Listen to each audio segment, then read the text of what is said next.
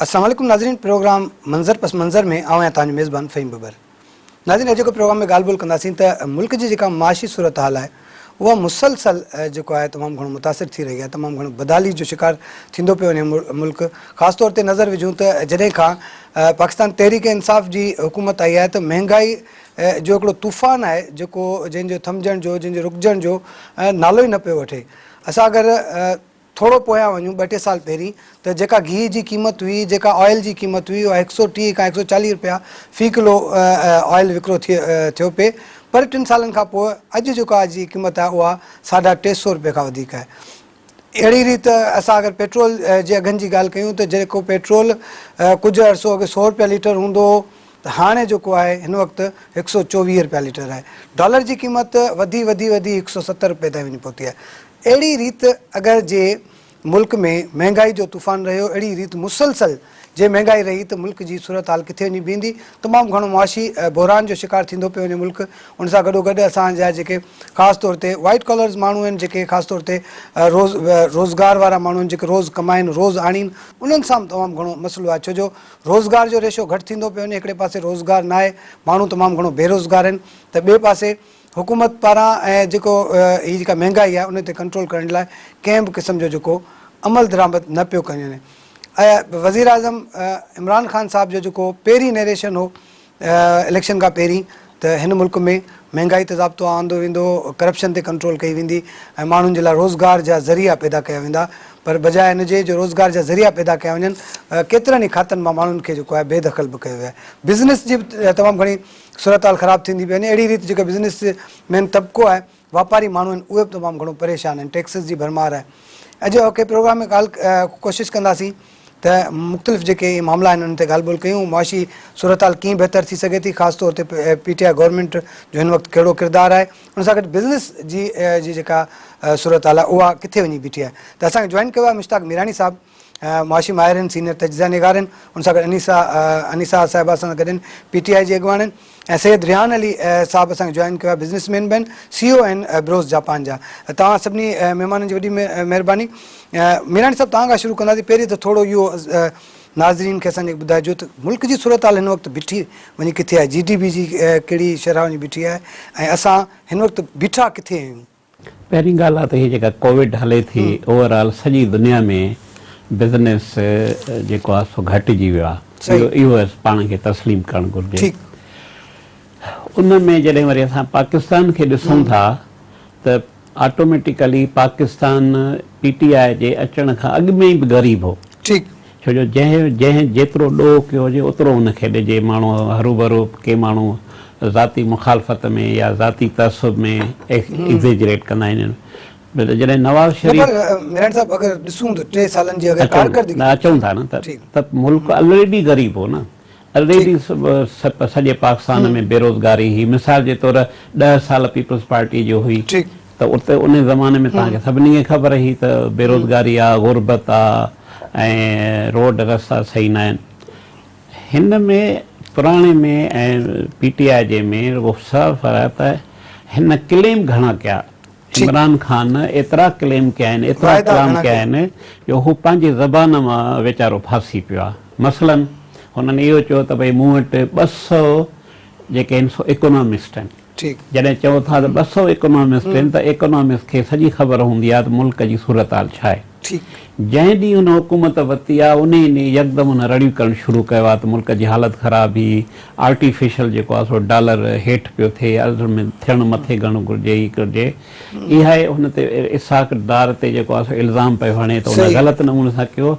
हाणे उहो ई इमरान ख़ान जी हुकूमत 3 सालनि में हुन $6 बिलियन इंजेक्ट कया आहिनि मार्केट में त जीअं डॉलर जी आर्टिफिशियल क़ीमत घटिजे। उहो सिंधी में चवनि न, रहो हिलाल बूटो हराम। डार जेकॾहिं ग़लति करे त उहो गुनहगार आहे, जेकॾहिं PTI जी गवर्नमेंट करे त हिकिड़ो इहो। ॿियो इम्पोर्ट एक्सपोर्ट में इम्पोर्ट जेका आहे वधी वई आहे, एक्सपोर्ट घटिजी वई आहे, जंहिंजे करे करंट अकाउंट जे करे ही जेको आहे पाण वटि $170 थी वियो आहे। उन खां पोइ तमामु घणियूं शयूं असां डेलीअ जूं इम्पोर्ट था कयूं, जंहिंमें तव्हांजो गेहूं इम्पोर्ट था कयूं, दालियूं था इम्पोर्ट कयूं, नंढा वॾा इलेक्ट्रॉनिक जूं शयूं, मेडिसन्स असां इम्पोर्ट था कयूं, त जीअं जीअं डॉलर वधंदो त कुदरती तौर उन्हनि दवाउनि, ख़ासि करे इहे दवाऊं, उन जी क़ीमत वधी वेंदी। अच्छा, हिकिड़ो थोरो ॿुधायां लास्ट में, डॉक्टर हफ़ीज़ पाशा तमामु हिकिड़ो नाले वारो आहे ऐं उनजी इज़त कई थी वञे। डॉक्टर हफ़ीज़ उन चवणो त एवरेजली जेके वेजिस माण्हुनि जा जेके आहिनि, जेके मज़दूरी 20% वधी आहे ऐं महांगाई पर 30%, 10% त तव्हां हिन में अंदाज़ो लॻाए सघंदा त केतिरी जेका आहे सा ग़ुर्बत थी वई आहे, केतिरो माण्हू कीअं सर्वाइव कंदा, 10% वधीक उनजी हैसियत खां वधीक। अनीसा, तव्हां कीअं था ॾिसो त ही ज़ाहिर तव्हां PTI खे प्रेज़ेंट कयो था, मुल्क जी सूरत हाल ॾाढी ख़राब थींदी पई वञे, सॼा इल्ज़ामात सभु माण्हुनि जी जेको नज़रूं आहिनि हिन वक़्तु मुल्क जी वफ़ाक़ी गवर्नमेंट ते आहिनि, तव्हां कीअं था ॾिसो त जेके जेतिरी जहिड़ी तेज़ी सां महांगाई वधी आहे उनजो कारण छा आहे, ऐं छो ऐं PTI गवर्नमेंट जेका आहे हिन महांगाई जे तूफ़ान खे रोकण में नाकाम पई वञे? बिस्मिल्लाहिर्रहमानिर्रहीम। जीअं त फ़हीम तव्हांखे ख़बर आहे त जीअं PTI जी हुकूमत आई आहे तीअं कोविड-19 जी बि असांजे हुकूमत जे मथां या सॼी दुनिया जे मथां हिकिड़ी मुसीबत, हिकिड़ी आफ़त आई आहे, जिथे सुपर पावर कंट्रीज़ बुरी तरह सां घुटना टेके वेही रहिया, उते पाकिस्तान कहिड़ी रेस में डुड़ंदो? ॿी ॻाल्हि इहा त इमरान ख़ान साहब शुरू खां वठी from the very first day अवाम जे लाइ कोशिशि कंदो थो रहे, पर अगरि असां हींअर सिंध जी ॻाल्हि कयूं त सिंध त हींअर बि सिंध हुकूमत जे असां त बेयारो मददगार आहियूं। जेके तालीम जा पैकेजिस अचनि पिया, तालीम जो बुरो हाल करण जे पोयां सिंध हुकूमत ज़िम्मेवार आहे, ठीकु आहे। उन खां अलावा मथां जेके आहिनि से अवामी रिलीफ पैकेजिस ईंदा रहिया आहिनि, 3 सालनि में असांखे इन शइ खे न विसारणु खपे, पर जेका मुआशी बदहाली जी सूरत हाल आहे बिल्कुलु आहे। तव्हां ॾिसो बेरोज़गारी जो रेशो किथे वधी पहुतो आहे, पर इन जो रीज़न इहो न आहे त इमरान ख़ान साहब जी हुकूमत आहे, PTI जी हुकूमत आहे। इन जो जेको मेन रीज़न आहे उहो इहो थो वञे त कोविड-19 जे अचण खां पोइ तमामु जेके इदारा आहिनि, जीअं फैक्ट्रीज़ आहिनि, इंडस्ट्रीज़ आहिनि, जेको कमर्शियल सिस्टम आहे असांजो ख़तमु थी चुको आहे। हींअर असां ज़ीरो खां वरी उन शइ खे स्टार्ट कयो आहे। हींअर त वरी बि असांजी गुज़िरियल 2-3 महीननि खां असां ॾिसूं जिथे हैदराबाद में वैक्सीन जी पोज़ीशन हींअर पाकिस्तान में सभ खां हाई आहे। अहिड़े तरीक़े सां त हींअर असांजी मुआशी सूरत हाल वरी बि अगरि असां ॾिसूं त 1.5-2 सालनि जे उन में हींअर तरक़ी जी तरफ़ वधे थी पई, सिर्फ़ु इन करे जो कोविड जे करे असांखे मुल्की मईशत खे तमामु घणो धचको रसियो, माण्हू बेरोज़गार थिया, इदारा बंदि थिया, फैक्ट्रीज़ बंदि थियूं। उन में इमरान ख़ान साहब या हुकूमत इहो ई करे पई सघे त असां सभु अलाह खे ई दुआ करे पिया सघियासीं त असांखे हिन मुसीबत मां, हिन वबा मां जान छुटे, त असांजा इदारा ऐं मुल्क जूं रौनकूं वरी बहाल थियनि। त इन जो अगरि असां इल्ज़ाम इमरान ख़ान जी हुकूमत खे ॾेई छॾंदासीं त I think it's not fair. मतलब तव्हांजो जनरली जेको आहे दुनिया में पाकिस्तान में कुछ वधिक थियो है। रेहान साहब, आप किस तरह से देखते हैं बिजनेस, जिस तरह से मुल्क में पाकिस्तान में जिस तरह से हालात ख़राब हुए हैं, बिजनेस भी जो है डैमेज हुआ, बिजनेसमैन लोग बड़े परेशान हैं, जिसमें अक्सर जगहों पे ये सुनने में आया कि लोगों ने अपने कारोबार बंद कर दिए यहाँ से। किस तरह से सूरत हाल देख रहे हैं? बिस्मिल्लाहिर्रहमानिर्रहीम। मैं आपने आज चांस दिया इस प्लेटफॉर्म से बात करने के लिए, मंजर न्यूज़ का बहुत शुक्रगुजार हूँ। One thing I will promise, next time I will come, I will speak to you in Sindhi. ठीक है। मैं थोड़ा सा डिसएग्री हूँ। मैंने मैडम की बात सुनी, आई थिंक मुझे आधी समझ में आई। ठीक है। सबसे पहले तो ये है कि पाकिस्तान थर्ड वर्ल्ड कंट्री है, ठीक है। आप इसको दुनिया के टॉप कंट्री से मिला ही नहीं सकते। ठीक। उनकी लाइबिलिटी ज़्यादा है, इसलिए उनको डैमेज भी ज़्यादा है। हमारे मुल्क की लाइबिलिटी कम है, हमें डैमेज कम है, ठीक है। अल्हम्दुलिल्लाह हमारा हर आदमी आज भी खाना खाकर सोता है। गरीब आदमी पिसा है दूसरी चीज़ों से, कोविड से नहीं। मैं नहीं मानूंगा इस बात को, मैं एग्री नहीं है, ठीक है। गरीब आदमी पिसा है। आपने दाल, चीनी, आटा, ये जो 5 चीज़ें हैं, इसके प्राइस ट्रिपल कर दिए। अगर खान साहब या हुकूमत, इट डजंट मैटर कौन सी हुकूमत है, federal, state, I don't know who runs that system, आप इन 5 से 6 चीजों को जो आज से 30 साल पहले कई नॉर्मल प्राइस में होती थी, आप उसमें कर दें। जो हाई क्लास चीजें उसमें भले आप टैक्स बढ़ा दें, ताकि गरीब आदमी सुकून से खाना खाकर सो सके। ये अभी तक मैंने किसी भी इन 3 सालों में नहीं देखा। उससे पहले का तजर्बा मेरे पास है नहीं, मेरे पास इंफॉर्मेशन नहीं है। दूसरा, businessman, yes, everybody got hurt really bad, amazing bad, but bank दूसरे तरीके से, बिजनेसमैन के पास कुशन होता है, कैपिटल होता है, they can push their self. वो गरीब के बारे में इतना सोचते नहीं है, they do their level best, सोचते नहीं है। गरीब आदमी पैसा इस कोविड में भी और वैसे भी। खान साहब की हुकूमत पे मैं कोई किसी हुकूमत पे या इस पर तज्जिया करने का शायद मेरे पास एक्सपीरियंस भी नहीं है। सबको पता था कि क्या हो रहा है इस मुल्क के साथ। आप जब आ रहे थे आपको पता थी ग्राउंड पोजीशन, ठीक है, आप ब्लेम नहीं करें, ठीक है। अभी तक जो मैंने देखा है पिछले 18 महीने में, जब से मैं ट्रैवल बैक एंड फोर्थ कर रहा हूँ स्टेट से, क्योंकि this is the longest time I stay here, just blaming people. PTI यूं, सिंध गवर्नमेंट यूं, कराची यूं, हैदराबाद यूं। No, you have to sit down on one table and talk and become a united. So that's the only way you can find a solution. You cannot find a solution to blaming each other. So stop blaming, think about for poor people, so we can fix this country and try to start from your own hometown. That's the only way. That's how I look. अच्छा मिराट साहब, साईं जी चयो त भई हिकिड़ी table ते वेहण वारो फार्मूलो कुझु सम्झ में अचे थो तव्हांखे? हिते असांजे मुल्क में कॾहिं थियो आहे पहिरीं या हींअर थी सघे थो? रिहान साहब सां मां बिल्कुलु इतफ़ाक़ थो कयां, छाकाणि मुंहिंजो बि कैनेडा में मां पढ़ियो आहियां, हुनजो बि तजुर्बो आहे। जीनियन डेमोक्रेसीअ में दुश्मनी न हूंदी आहे, ठीकु, नो एनिमिटी। जीनियन दुश्मनी में मुखालफ़त हूंदी आहे, पर जेकॾहिं कॉमन इशूज़ हूंदा आहिनि, नेशनल इशूज़ हूंदा आहिनि, अवाम जा इशूज़ हूंदा आहिनि, दे सिट टुगेदर, उहो पॉलिटिक्स खां जुदा कंदा आहिनि। ठीकु, पर अनफॉर्चुनेटली, वेरी अनफॉर्चुनेटली, छो जो असां सभु सफ़र था कयूं। हिकिड़े जेको वाइदो हुयो इमरान ख़ान जो, त मां पहिरियों जेके बि करप्शन में इन्वॉल्व आहिनि, कहिड़ी बि पार्टियूं आहिनि, उन्हनि खे सज़ा मिलंदी ऐं पोइ मुल्क खे क्लीन करे मां बहितर कंदुमि। पर इहो एक्सपेक्ट पियो करे। हाणे इहा ॾिसो एक्सपेक्टेशन जी ॻाल्हि आहे। सपोज़ हिकिड़ो जज मुंहिंजे साम्हूं अचे थो, त मुंहिंजी उमेद इहा आहे त हीउ इंसाफ़ कंदो, ऐं जॾहिं इंसाफ़ न कंदो त असां चवंदासीं त जज सही न आहे। हिकिड़ो टीचर आहे, असां एक्सपेक्ट कंदासीं त उहो फज़ीलत वारो हूंदो, असांखे पढ़ाईंदो।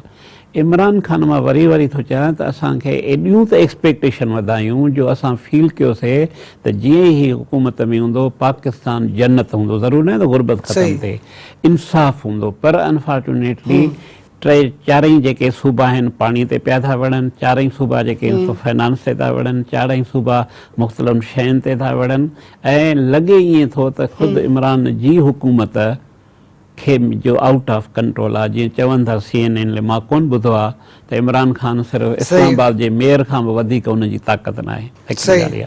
अञा बि वक़्तु आहे, ॾिसो 5 साल अञा बि वक़्तु आहे त इमरान ख़ान पंहिंजी पॉलिसी चेंज करे, सभिनी सूबाई हुकूमतुनि सां वेहे, ॾिसे छा थो करे सघे।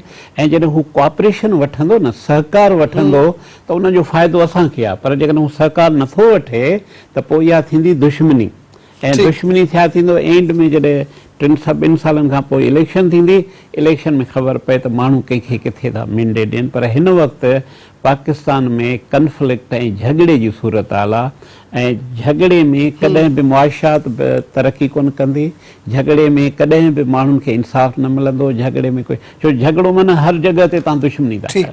हर जाइ ते, ऐं इहो इन जो सॼो जेको असर आहे उहो सॼो आवाम ते थो पए। ज़ाहिर हाणे महांगाई बि थी वई ऐं ॿिया मामला जेके आहिनि उहे रोल नॉन कोऑपरेशन थी, कोऑपरेशन। ब्रेक वठी वठूं नाज़रीन, ॻाल्हि ॿोल जो सिलसिलो जारी आहे, वठंदा शॉर्ट कमर्शियल ब्रेक।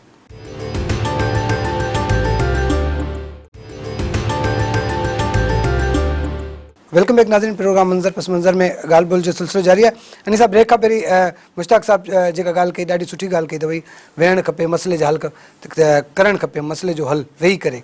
तव्हां PTI गवर्नमेंट जी इहा किथे विल नज़र नथी अचे त कंहिंसां वेहिजे, कंहिंसां वेही मसइले जो हल कजे, कंहिं हुकूमतनि खे, कंहिं नंढनि सूबनि खे गॾु विहारिजे? मां हिन ॻाल्हि सां डिसएग्री आहियां। PTI जी हुकूमत हमेशह सभिनि खे गॾु खणी हलण जी कोशिशि कई आहे। ऐं इवन मां हींअर तव्हांखे ॿुधायां त ख़ान साहब महीनो पहिरीं जॾहिं कराची टूर ते आया हुआ त CM सिंध साहब खे दावत ॾिनी वई, बट हू न आया। हमेशह सिंध हुकूमत खे ऑन बोर्ड रखण जी कोशिशि कई वई आहे, बट ख़बर न आहे छो हू असां सां गॾु वेही ॻाल्हियूं करण लाइ या मुज़ाकरात करण लाइ तयारु न आहिनि। ठीकु आहे। ॿी ॻाल्हि इहा त अगरि इहो असां चऊं त ख़ान साहब जे वटि को जादू जो चिराग आहे त 3 सालनि जी हुकूमत में हू जेका पुराणी 40 सालनि जी थियल करप्शन उहा ख़तमु करे छॾंदो ऐं सभिनि माण्हुनि जो हिकिड़ो एहतिसाब जो सिलसिलो एहतिसाब त हुन कयो आहे न। उन्हनि माण्हुनि जी असलियत मुल्क ऐं अवाम जे आॾो आंदी जेके गुज़िरियल ॾहाइनि खां वठी अवाम खे बेवकूफ़ ठाहे करप्शन जे सिस्टम खे जारी रखी वेठा हुया। त इमरान ख़ान साहब इहो ट्रांसपेरेंसी वारो सिस्टम त उन ई आंदो आहे न। कहिड़ी ट्रांसपेरेंसी आई आहे हिन महिल ताईं? उन्हनि माण्हुनि खे त बेनकाब कयो अथसि न जेके हींअर सिंध हुकूमत में ॾाढा वॾा नाला हुया। सही। तव्हां पाण सम्झी सघो था किथे हींअर उहा 3 सालनि खां वठी जेका कोरोना जी सूरत हाल आहे उन्हनि मां को हिकिड़ो बि आयो आहे को मुल्क जी कंहिं चङी सोच खणी या को टेबल टॉक जे लाइ केरु आयो आहे ॻाल्हाइण जे लाइ? अच्छा मूंखे इहो ॿुधायो त महांगाई जो असरु जेको ग़रीब आवाम जे मथां पए पियो उन में हिन वक़्तु छा फार्मूलो आहे, कहिड़ी सोच आहे PTI गवर्नमेंट वटि, कहिड़ी रीति जेको आहे हिन सॼे मामले खे टैकल कबो? बिल्कुलु हींअर इहा ई पोज़ीशन आहे त जेके इदारा पहिरीं त बंदि कया विया उन्हनि खे बहाल कयो वञे। ठीकु। तव्हां हींअर ॾिसो पिया त हुकूमत जो फर्स्ट जेको प्रायोरिटी आहे उहा वैक्सीन ते आहे। सही। वैक्सीनेशन वधि खां वधि थींदी, इदारा बहाल थींदा, स्टाफ वर्किंग कंदो, स्कूल सिस्टम बंदि हुयो उहो वापसि खां बहाल जे तरफ़ अची रहियो आहे। त हींअर प्रायोरिटी इन ते आहे त वैक्सीनेशन सॼी प्रायोरिटी खाली वैक्सीन ते आहे। वैक्सीन कराई वञे। बाक़ी इदारा बंदि थी बिल्कुलु न, ईअं कोन्हे को त इदारा बंदि थी वञनि। इदारनि खे न बंदि करण जे लाइ मुआशी निज़ाम खे बहितर करण जे लाइ वैक्सीनेशन कराई पई वञे। न त तव्हां ॾिसो सुपर पावर कंट्रीज़ में का रोकथाम आहे उते त एतिरी मतिलबु ॾंडो त कोन थो खयो वञे त हर माण्हू वैक्सीन कराए, न त असां सिम बंदि करे छॾींदासीं। हीअ असांजे मुल्क में इहो निज़ाम कढियो वियो आहे त इहो this credit goes to Imran Khan. त तव्हां जेकॾहिं वैक्सीन न कराईंदो त तव्हांजी सिम बि बंदि थी वेंदी। ॿियो जेको सिंध हुकूमत वारा पंहिंजे अवाम खे ॾियनि था त भई तव्हांजा बेनज़ीर वारा पैसा बंदि थी वेंदा। त माना इहो सॼो सिस्टम इन लाइ आहे न त असांजी इकोनॉमी खे सेट कयो वञे, मुआशी सूरत हाल खे सेट कयो वञे।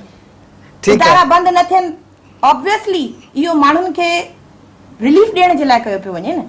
ठीक है। रेहान साहब आप बताइएगा, जिस तरह से अनीसा कह रही हैं कि भी लोगों को रिलीफ देने के लिए वैक्सीनेशन का मरला जो है वो बड़ा इम्पोर्टेंस लगता है इनकी नज़र में, या PTI की गवर्नमेंट पहले उनके पास जो है फर्स्ट प्रायोरिटी ये है? ये फर्स्ट प्रायोरिटी पूरी ग्लोबल की है। ठीक है, पूरी ग्लोबल को वैक्सीन लगेगी तो दुनिया खुलेगी। तो ये इससे कारोबार का, इससे मैशियत का क्या अमल दखल है? वैक्सीन तो मस्ट है। ठीक है, मस्ट लगवानी है तो उसी से ही जब वैक्सीन लग जाएगी तो हम रेड जोन से बाहर आ जाएंगे इंटरनेशनल लेवल पे। जब रेड जोन से बाहर आएंगे तो हमें देखा नहीं जाएगा। पाकिस्तान इस टाइम रेड जोन में हर चीज में।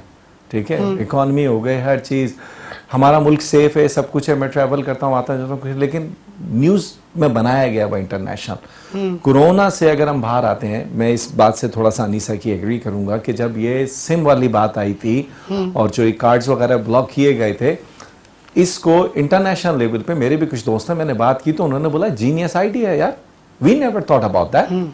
ठीक है, I have a friend who is a senator in USA, उसने बोला ये कहां से तुम आइडिया लेकर आए कि सिम कार्ड बंद कर दें। तो मैंने उससे बहुत तेजी से लोगों ने सिम लगवाई, वैक्सीन लगवाई, तो बेहतरीन काम हुआ है। ठीक है, इससे लेकिन ये इस time the corona situation is, madam जो कहना चाह रही हैं, I don't know if I understand or not, but my the way I look it, we have to live with this now, is no other option. We have to live with corona. तो vaccine भी लगेगी, lockdown नहीं, लेकिन ठीक है, आपकी बात बिल्कुल सही है, मैं भी एग्री करता हूँ आपकी बात से। वैक्सीन लगेगी, वो लग भी रही है, लोग लगवा भी रहे हैं, तरीके कोई कौन से भी हो। लेकिन हमारा यहाँ पे सवाल ये है कि इस मुल्क में इस वक्त जो है फुकदान है, मुआशी बहरान के शिकार है हम लोग। हमारा जिस तरह से आपने बात की कि यहाँ पे दाल, रोटी, चीनी, आटा, बेसिक जो चीज़ें जो घर में लोगों के ज़िंदगी का, उनकी ज़िंदगी और उनके लिए ज़रूरी जो चीज़ें बेसिक नीड्स हैं, वो लोग खरीद नहीं कर पा रहे। अगर एक गवर्नमेंट किसी बंदे को उसके जीने का हक नहीं दे पा रही तो हम कहाँ जा रहे हैं? सवाल ये है। हम डे बाय डे कर्जदार होते जा रहे हैं। हमारे आने वाली नस्ल ऑलरेडी कर्जदार है। जितना डॉलर ऊपर जा रहा है इतने ही हमारा मुल्क कमजोर किया जा रहा है। कौन कर रहा है? I can not tell that. ठीक है, सिस्टम ठीक है, किसी को ब्लेम नहीं करना चाहिए. हाउ वी कैन फिक्स इट. जितना डॉलर ऊपर जाएगा उतना हमारा मुल्क कर्जों पे जाएगा, ज्यादा से ज्यादा जाएगा. गवर्नमेंट कहती है टैक्स नहीं देते. मैं समझता हूँ कि थर्ड वर्ल्ड कंट्री के अंदर हम सबसे ज्यादा टैक्स देते हैं. हिडन टैक्स है, ठीक है, और बताया नहीं जाता. हम तो माचिस के डिब्बे के ऊपर भी टैक्स दे देते हैं. आप नाराज हो, बुरा लगे, किसी को भला लगे, आप शौकत खानम का तो वेबसाइट आपने बनाया हुआ है, जो आपने टैक्स कलेक्ट ले रहे हैं उसको भी तो वेबसाइट पे चढ़ाए ना. क्यों नहीं चढ़ाते? मोबाइल आप चार्ज कराएं, 1000 रुपए का कार्ड डालें, आपको मिलता 700 समथिंग है, if I am not making a mistake. So yes, we are paying tax 30%, almost more than USA.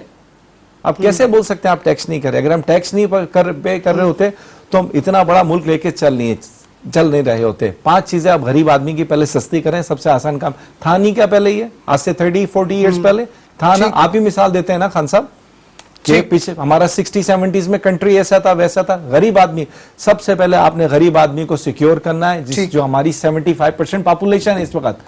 ठीक है, तो पहले उसको सही करें. टैक्सेस आप रिच पीपल से बिजनेस में बढ़ाएं, सेट टैक्स करें. अगर हमारे जो लोकल बाजार हैं, जिनकी दुकानें, एक दुकान है आपको पता है इसकी वर्थ है 50 लाख रुपए for example, you know how much money is making, give him a set bracket tax. Don't go his paper क्या किया, कहां से आई, दिखाओ money trail. No, you gonna fail again and again and again. Go with the fix tax, the way you collect the tax on your sim card. ऐसा हो, और आपकी प्राडो आई या किसी की सस्ती गाड़ी, उस पर फिक्स टैक्स है ना. फिक्स टैक्स तो दुकान पे भी कर दो ना भाई. ठीक है, देंगे. मतलब ये आप सजेस्ट करेंगे इस टाइप का होना चाहिए. That's how other countries does, who are third world country, set tax. आपको पता है कि मैं आऊंगा, मेरे को इस कमरे में आना है, मैंने ये बिजनेस किया, मैंने लाख रुपए कमाया, मेरा लाख रुपए की वर्थ है, मैं इतना टैक्स, फिक्स टैक्स. जब आप फिक्स टैक्स की बात करते हैं तो दूसरे लोग बोलते हैं नो नो नो नो नो नो फिक्स टैक्स. फिक्स. अच्छा, की थी सके तो जीअं रिहान साहब चयो फिक्स टैक्स थियणु खपनि. जहिड़े रीति असांजे मुल्क में GST आहे, सेल्स टैक्स आहे, सभु शयूं, कुझु हिडन टैक्स अहिड़ा बि आहिनि जेके माण्हुनि खे ख़बर ई न आहिनि, उहे बि भरियूं पिया असां. ॾिसो, डेमोक्रेटिक सेटअप में हिकिड़ो कॉन्स्टिट्यूशन आहे. ठीकु. सॼी दुनिया जा जेके सिविलाइज़्ड मुल्क आहिनि डेमोक्रेट, उहो कॉन्स्टिट्यूशन तहत आहिनि. उन कॉन्स्टिट्यूशन में सेनेट ऐं नेशनल असेंबली सुप्रीम आहिनि, पोइ सूबाई असेंबली में आहिनि. हाणे मसइलो इहो आहे त हिन सेटअप में, ऐं अॻु में बि हुयो, पर हिन PTI जी हुकूमत में अञा वधीक आहे, नेशनल असेंबली खे लिफ्ट कोन्हे का, सेनेट खे का असेंबली बि कोन्हे. जेके बि की डिसीशन था थियनि आउट ऑफ द वे था थियनि. वरी जॾहिं उन में 2 ज़िम्मेवार आहिनि, अपोजिशन बि गवर्नमेंट. जॾहिं नेशनल असेंबली थिए थी त गारियूं ॾेई निकिरी था वञनि. दिस इज़ नॉट अ वे. हिकिड़ो इहो सिविलाइज़ बिहेवियर न आहे. तव्हां पॉलिसी ते डिस्कशन कयो, हिकिड़ो इहो. सेकंड, हुनखे चयो प्लीज़ हिनखे खणी वञो. पॉलिसीज़ ते बयानु रोज़ असां ॾिसूं था टेलीविजन में, मिस अनीसा बि ॾिसे थी, रिहान साहब बि ॾिसे थो, गारियूं थिया. इहो नॉट अ वे. सॼी दुनिया में न हूंदो आहे. पॉलिसी ते डिस्कशन थींदा आहिनि, पोइ वोटिंग थींदी आहे. तव्हां वञो वरी सेनेट में, त सेनेट में एक्सक्लूसिवली सेनेट आहे ई फेडरेशन. उन फेडरेशन में सिर्फ़ु प्रोविंस जा जेके आहिनि सो मसइला थींदा आहिनि. हिते ॾे जवाबु वठि जवाबु हो. इन जो मक़सदु आहे त इवन अपोजिशन हुजे या गवर्नमेंट हुजे, ॿई जेके आहिनि सो गारनि में जेके डिसीशन मेकर में उनखे असांजो टाइम ज़ायो था कनि. हिकिड़ो इहो. सूबाई असेंबली में बि ईअं ई आहे. छा चइजे, माना असां ॾुख थो थिए, त तकलीफ़ थी थिए त असांजा जेके पार्लियामेंट जा इंस्टीट्यूशन उहे था कनि. हाणे अचूं था एग्ज़ीक्यूशन साइड ते. सही. एग्ज़ीक्यूशन साइड ते इहा आहे त फेडरेशन ऐं प्रोविंस पाण में, सिंध ऐं फेडरेशन आहे, बलोचिस्तान जो नो कॉन्फिडेंस वोट आहे, माना उहे बि प्रॉपर नथियूं कनि. मुंहिंजी एनालिसिस हीअ आहे, तव्हांजो प्रोग्राम बि आस्ते ख़तमु थींदो, हिन खां पोइ साल झगड़ा हलंदा. हिन साल खां पोइ हलंदा झगड़ा. उन खां पोइ इलेक्शन जी डेफिनेटली ॿिए साल में, ॿिए साल में इलेक्शन थींदी. 2 साल आहिनि. उन में हर को माण्हू पब्लिक में ईंदो. ऐं पाकिस्तान में सिविलाइज़्ड वे में इलेक्शन नथी थिए. ॾिसां, हिकिड़ो कोड ऑफ एथिक्स आहे त भई तव्हां हीअं न ॻाल्हायो, ज़ाती माण्हुनि न ॻाल्हायो, पॉलिसीज़ ते ॻाल्हायो, पंहिंजा फेल्यूअर, पंहिंजा प्रोग्राम ॾियो, हीअ असांजी एजेंडा आहे, हीअं कंदासीं. पोइ उते सम्झो था गारियूं वठां, ख़ुदा ख़ैर करे मे बि झगड़ा थियनि, नो बॉडी नो, छाकाणि जेकॾहिं हाणे हिन में सूरत हाल आहे. तंहिंजे करे इमीडिएटली का नज़र कोन थी अचे बहितरीअ जी. पर वरी फ्री आहे त अपोजिशन ऐं गवर्नमेंट खे वेहणो पवंदो, छो जो उन्हनि जी जेका क़ीमत आहे न, आम माण्हू थो करे. जे तव्हांखे पहिरियों ॿुधाए त जिते 20% आहे इहो वेजिस वधिया 20% महांगाई आहे। रियान साहब ॾाढी सुठी ॻाल्हि कई त जेके इहो बेनज़ीर साहिब आहे बि हिकिड़ो डिसीशन कयो त खंड चांहि खीर इहे जेके डेली माण्हू ग़रीब माण्हू करे थो उनखे एनर्जी मिले थी पोइ मज़ूरी थी थिए उनखे घटायो ईअं कीअं था घटायूं जेके इहो बि जेकॾहिं जेको PTI करे सघे वरी आख़िर मां ईअं चवंदो न अल्टीमेटली हुकूमत ते ज़िम्मेवार आहे। इमरान हुननि सां न ॻाल्हाए हू जेके सोकाल्ड हुननि खे चवंदा त हीअ ग़लति माण्हू ॿियनि खे अचे त महिरबानी करे अचो कोऑपरेशन कयो त माण्हुनि जे मसइले लाइ इहो कयो। पब्लिक जे इंटरेस्ट में जेके आहिनि कुझु शयूं थियणु घुरिजनि। ब्रेक वठी वठूं नाज़रीन, ॻाल्हि ॿोल जो सिलसिलो जारी आहे, वठूं था शॉर्ट कमर्शियल ब्रेक।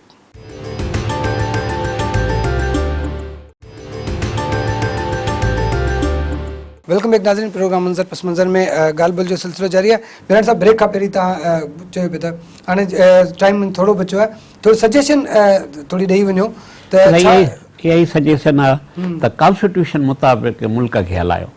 कॉन्स्टिट्यूशन में सभु रूल्स आहिनि, ह्यूमन राइट्स जा आहिनि, इकोनॉमिक पॉलिसी कीअं आहे, गवर्नमेंट कीअं फंक्शन करे, असेंबलीज़ कीअं फंक्शन कनि, सेनेट कीअं फंक्शन करे। हिन मुल्क खे जेको बि पाकिस्तान जो हिन वक़्तु आहे उन में ऑलमोस्ट बहितर शयूं उन ते तव्हां अमल कयो, हुकूमत बि करे ऐं अपोजिशन पब्लिक जे हवाले सां पब्लिक खे छा करिणो, टैक्स असीं ॾियूं पिया हर शइ थिए न। हाणे तव्हां ॿुधो न ऑटोमेटिकली छा थींदो त जॾहिं असांजा कॉन्स्टिट्यूशनल इहे बहितर थींदा, फंक्शन थींदा त उनजो जेको रिज़ल्ट आहे उहो अवाम खे मिलंदो, उनजो समर जेको आवाम खे मिलंदो। ठीकु आहे अनीसा, तव्हां कीअं पिया ॾिसो अगरि मुल्क जी सूरत हाल जहिड़ी रीति असां ॻाल्हि कयूं पिया त मुआशी मसइलनि खे हल करण जे लाइ ऐं माण्हू ॾाढो परेशान आहिनि। मां बिल्कुलु मीरानी साहब जी ॻाल्हि सां मुतफ़िक़ आहियां त मुहज़िब तरीक़ो जेको आहे न उन खे अपनाइणु खपे। सियासत असांखे पर्सनलाइज़ेशन करणु नथी सेखारे, असांखे पंहिंजा पर्सनल इख़्तिलाफ़ात साइड ते रखी अवाम जे मफ़ाद लाइ बहितरीन पॉलिसीज़ ठाहिणियूं पवंदियूं। हिकिड़े पेज ते असांखे ऑन बोर्ड थियणो पवंदो, तॾहिं असां मुल्क जे मफ़ाद में कमु करे सघूं था ऐं अवाम खे रिलीफ ॾियण जे लाइ कमु करे सघूं था। त बहितरीन मां ख़ुदि पंहिंजे being a representative of PTI मां इन शइ सां मुतफ़िक़ आहियां त असांखे अवाम जी भलाई लाइ हिकिड़े पेज ते अचणो पवंदो, ऑन बोर्ड थियणो पवंदो। हिन वक़्तु छा सूरत हाल लॻे पई तव्हांखे? मुंहिंजो ख़्यालु आहे त इमरान ख़ान साहब जी कोशिशि आहे त सभु जेके बि अपोज़िशन आहे या उहे सभु हिकिड़े ई पेज ते अचनि ऐं असां मुल्की मफ़ाद जे लाइ गॾिजी मिली जुली कमु कयूं ताकि अवाम के वध खां वध रिलीफ मिली सके। रेहान साहब, जिस तरह से हम बात करें, हमने थोड़ा सा आप इसमें बताइएगा, पूरी दुनिया में जिस सारे ट्रेड भी होता है, बिजनेस भी होता है, और कोविड की वजह से जिस तरह से हम बात करें, कोविड की वजह से बहुत सारे लोगों का बहुत सारे ममालिक में जो है बिजनेस डैमेज हुआ, मुतासर हुआ, कम हुआ। दीगर ममालिक में जो है इस वक्त महंगाई या इस कोविड के बाद निपटने के लिए क्या इकदाम किए गए हैं? देखिए, इकॉनमी वाइज तो कोविड की वजह से rich got more rich, poor got more poor. So I don't have to explain about this formula, क्या हुआ, ठीक है ना, सभी को हुआ है, किसी का प्लस किसी का माइनस, जहाँ भी हुआ है, जो भी हुआ है, कहीं भी हुआ। यहाँ तो हमारे यहाँ तो मैं आखिरी में सिर्फ ये 2-3 ही बात बोलूँगा कि आप ये नहीं सोचें कि कौन बोल रहा है, आप ये सोचें एक नज़र के लिए ठंडे दिमाग से ये बोलें what he saying, try to understand that. ये नहीं सोचें कि वो कौन बोल रहा है, कौन नहीं, क्या बोल रहा है। अगर हम थोड़ा सा इस माहौल को ठंडा होकर सोच लेंगे तो शायद हमें जो पाकिस्तान की गरीब आवाम है, शायद हम इसको कोई अच्छा कोई आंसर दे पाएंगे। नहीं तो आने वाले वक्त में हमारी जो अभी बच्चे हैं, जो हमारी छोटी औलादें हैं, ये आप ये समझ लें कि हम बहुत गलत सिमत में जा रहे हैं, सिर्फ इसी वजह से कि हम गरीब आवाम को सिक्योर नहीं कर पा रहे। गरीब आवाम को नहीं पता कि खान साहब ने क्या कहा था before election and what he is doing right now. ठीक, गरीब आवाम बोलती है कि मेरे को 1000 रुपए की मेरी दिहाड़ी है, ये मुझे डेली चाहिए, अदरवाइज उसके घर में लड़ाइयाँ होती हैं, डोमेस्टिक वायलेंस बढ़ गए, क्राइम्स बढ़ रहे हैं हमारे मुल्क के अंदर, स्ट्रेस 50% स्ट्रेस में हालात है, लोग रोते हैं। फिर हमारे यहाँ एक आम सी बात हो गई है कि अल्लाह के नाम पे देते हैं, हम उसको दें, किसने मना किया है, सब जगह देने के लिए हैं। लेकिन वो आदमी को जो मेहनत से काम करता था उसको आपने बिल्कुल उसकी बैटरी डाउन कर दी है ताकि वो काम नहीं करे। उसको पता चल गया है कि मांग के काम हो रहा है तो मुझे जरूरत ही क्या है। हम अपाहज कर रहे हैं अपनी यूथ को मैं घड़ी घड़ी में कहूँगा प्लीज़ 5-6 चीज़ें जो गरीब इस्तेमाल करता है इस पे थोड़ी नज़रसानी करें, फिक्स टैक्स कर दें उसके बिजनेस के कैपिटल के हिसाब से, और इंशाअल्लाह ताला आपको यू विल मेक मोर मनी। मैं गवर्नमेंट से बोल रहा हूँ, इट डजंट मैटर फेडरल और स्टेट, आप ज्यादा टैक्स कलेक्ट करेंगे। ये नहीं कि आप वापडा पे बिजली का बिल गिरा, बिजली के बिल पे एक बिल अपने बड़ा मतलब टैक्स का बलून गिरा दें या पेट्रोल पे गिरा दें, इससे मसला हल नहीं होगा, नहीं होगा, नहीं होगा। लोगों को टैक्स ब्रैकेट में लेकर आए कॉन्फिडेंस के साथ कि हम सही जगह दे रहे हैं और उसका रिजल्ट भी दें, दिखाएं, पेपर पे नजर आना चाहिए। तो ये तो तब होगा ना, इतनी करप्शन है यहाँ पे तो कोई चीज नजर आती नहीं है। देखिए करप्शन के लिए तो मैं एक बात बोलूंगा भाई कि trust me, corruption is all over the place. Corruption लेकिन तो हमारे पास कुछ दुनिया ज्यादा है पूरी दुनिया में। नो नो नो ऐसा मैं नहीं समझता, मैं भी आई एम नॉट गोना से, मैं भी मैंने दुनिया देखी है, हमारे यहाँ छोटी करप्शन होती है, ट्रस्ट मी। सही, व्हाइट हाउस में ज्यादा बड़ी हाँ, होती है। मैं हमारे पास अमेरिकन है। सिटीजन हूँ, ऑन रिकॉर्ड कह रहा हूँ, बड़ी करप्शनें होती हैं, बड़े लेवल पर होती हैं। मैं टोक्यो घूमता हूँ, जाता हूँ, काम है मेरे, लेवल नेक्स्ट है, हम कुछ भी नहीं है। हमारे पास जो करप्शन होती है उसका असर जो है गरीब लोगों पे होता है।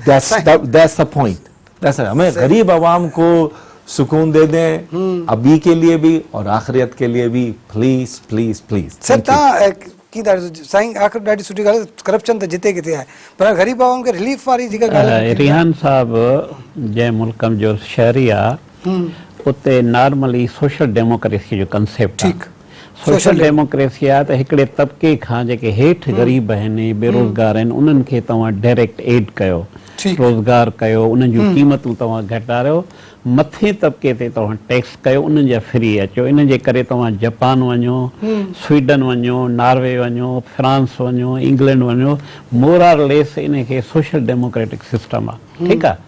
पर बदकिस्मती सां पाकिस्तान में जेको इस्लाम जो नालो खणनि था उन में बि काफ़ी शयूं सोशल डेमोक्रेसी जूं आहिनि। सही, त पहिरियों ग़रीब खे ॾियो, पर उहो पॉलिसीअ में नथो अचे, यानी पॉलिसीअ में ई नथो अचे त पोइ इस्लाम में त ई सगुणो आहे न, त भई पर ॻाल्हि आहे त उहो तव्हां कॉन्स्टिट्यूशनल पॉलिसी हुजे ऐं तव्हांजे हुकूमत जी पॉलिसी हुजे। मिसाल जे तौर तव्हां हाणे सिंध गवर्नमेंट में वञो, बिलावल जो तव्हां रुगो इहो प्रोटोकॉल त ॾिसो, उहो गैर इस्लामी आहे, गैर कॉन्स्टिट्यूशनली आहे। छो जो हू त प्राइवेट सिटीज़न आहे, हुनखे 100 गाॾियूं पोयां हूंदियूं त उन में जेको पेट्रोल आहे उहो तव्हां असांजी टैक्स आहे, गाॾियुनि ते जेका आहे उहे गाॾियूं असांजियूं गाॾियूं आहिनि, जेके सिपाही आहिनि उनजे उहे बि त असांजा आहिनि न। हाणे जंहिं नमूने सां तव्हां इहे पब्लिक जा रिसोर्सिस ज़ायो कंदव त पोइ किथां अगरि पब्लिक खे फ़ाइदो पहुचो। जस्ट एन एग्ज़ाम्पल ॾिनो। ठीकु आहे, मतिलबु असांखे पंहिंजा रवैया चेंज करणा पवंदा, न पॉलिसी रवैया खे छॾियो, एग्ज़ैक्टली हुकूमत जूं पॉलिसीज़ ऐं कॉन्स्टिट्यूशन ते अमल कयो। ठीकु आहे, असांखे जेको पॉलिसी चेंज करणी पवंदी पंहिंजी, तॾहिं वञी असीं जेको आहे ऑटोमेटिक। अच्छा ॿी तव्हांखे ॿुधायां, ॾिसो जापान तव्हांजे साम्हूं आहे न, तव्हांजो जर्मनी तव्हांजे साम्हूं आहे न, उहो बि तरक़ी कई आहे न, उते बि त कॉन्स्टिट्यूशन। बांग्लादेश बि जेको आहे आज़ाद थियो आहे 71 जे, त उन वटि बि जेके आहिनि उन्हनि जो ग्रोथ रेट दुनिया कॉन्स्टिट्यूशन ऐं पॉलिसीज़ थी थो हले न, उनखे इम्प्लीमेंट थो करे वञे। ठीक है, मेहरबानी साईं तव्हांजी, मैडम तव्हांजी मेहरबानी। रियान साहब आपकी बहुत बहुत शुक्रिया आपका। नाज़रीन तव्हां ॻाल्हि ॿोल ॿुधी, ईंदड़ प्रोग्राम ते ॾींदा इजाज़त। अल्लाह हाफ़िज़।